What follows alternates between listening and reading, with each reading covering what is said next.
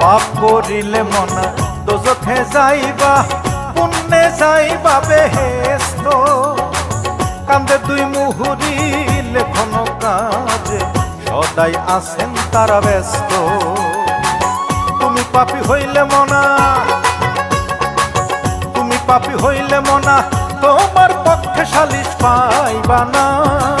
হাইরে জীবন হইলে মরণ, কবরে শুইতে গেলে বালিশ পাইবা না।